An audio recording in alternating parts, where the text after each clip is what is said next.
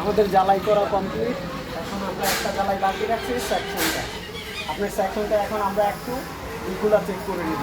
Section দিয়ে block আছে কিনা, মানে আপনার ফেনা দিয়ে চেক করা দরকার নাই, ব্লক আছে কিনা আপনি এটা বললেই যে এই জ্বালাইগুলো বের করা হয়েছে এগুলো কি ব্লক আছে ভিতরে নাকি ব্লক নাই না ক্লিয়ার আছে। এগুলা করার জন্য আপনি এই সেকশনটা আপনি লাস্টে জ্বালাই করবেন।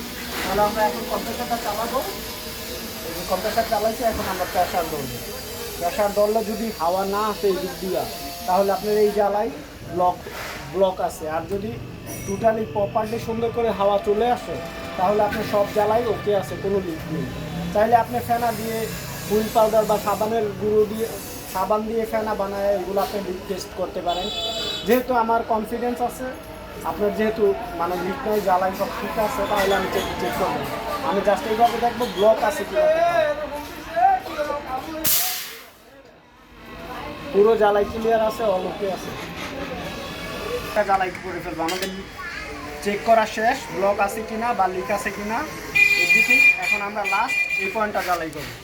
আপনি চাইলে আগে করতে পারেন, সমস্যা নাই, কিন্তু আগে করলে আপনার এগুলো আপনি আলাদাভাবে চেক করতে পারবেন, লিক চেক করতে পারবেন ঠিকই, কিন্তু এইগুলোতে ব্লক আছে কিনা কোনো জায়গায় এটা আপনি এইভাবে চেক করতে পারবেন না। আরেকটা ওয়ে আছে, আপনি এই জায়গায় হাই প্রেশার লাগায় সব জ্বালাই করার পরে হাওয়া দিবেন, হাওয়া দিয়ে লিক টেস্ট করা যায়, কিন্তু আমরা ওইভাবে করি না, আমরা সহজ পদ্ধতিতে করে ফেলছি, এক চান্সে করবো।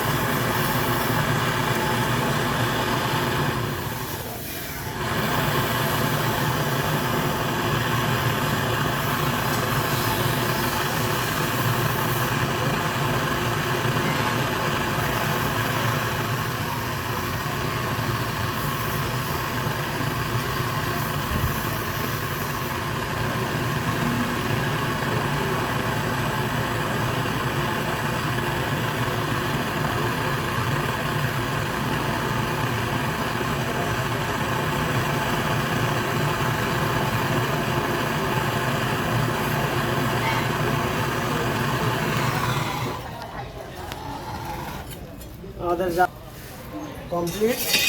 আমরা লাস্ট সব জ্বালাইগুলো, আপনার এই জ্বালাইটা আমরা মিরর দিয়ে পরীক্ষা করব।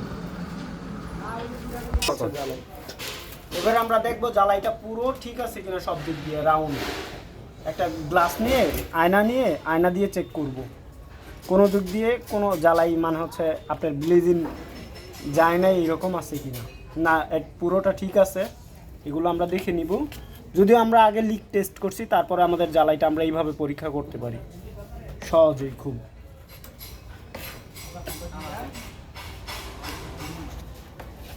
সব ঠিক আছে টোটালি, আর কোনো সমস্যা নেই।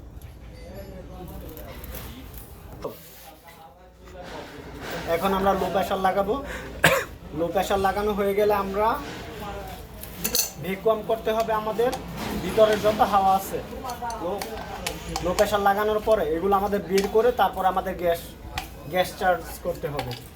তো আমরা লো প্রেশার লাগাই, তারপরে আস্তে আস্তে বাকিগুলো করব। আমাদের লো প্রেশার লাগানো শেষ।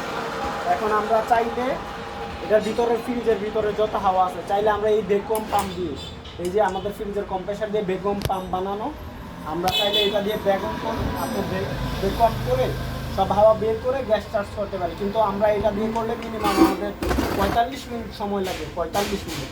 তো আমরা এইভাবে করব না, আপনারা এটা দিয়ে করতে পারেন, এটা দিয়ে করলে ভালো।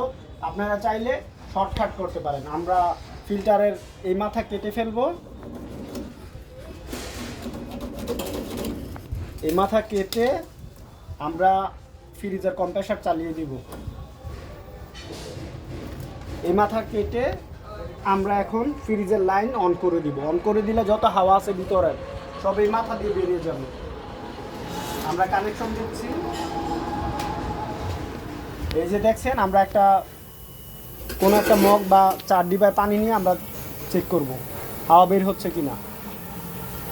যখন হাওয়া সব বের হয়ে যাবে তখন আমরা এই মাথা সিল করে দিব, হাতুড় দিয়ে আরেকটা লোহার টুকরা দিয়ে বাড়ি দিয়ে সিল করে দিব, করে জ্বালাই করে পরবর্তী সময় আমরা গ্যাস দিয়ে দিব। মানে হচ্ছে আপনি এই বেগম দিয়ে এই যে এই ভ্যাকুয়াম দিয়ে আপনার এই ভ্যাকুয়াম দিয়ে যেই হাওয়াগুলো করতে পারবেন, ওইটা আপনি চাইলে এইভাবে করতে পারেন। এটা দিয়ে করলে সময় লাগে, এটা দিয়ে করলে সময় লাগে। এটা দিয়ে সর্বোচ্চ 5 মিনিট লাগে। এটা দিয়ে আর কি সহজ, কিন্তু এটা দিয়ে অনেক সময় লেগে যায় আপনি। এই জন্য আমরা সহজ করে করতেছি, আমরা এটা দিয়ে করে ফেলবো। ওকে, আপনারা চাইলে এটা দিয়ে করতে পারেন, আপনাদের যেভাবে ইচ্ছে ওইভাবে করতে পারেন, কোনো সমস্যা নেই। এটা দিয়ে করলে হবে, এইভাবে করলে হবে।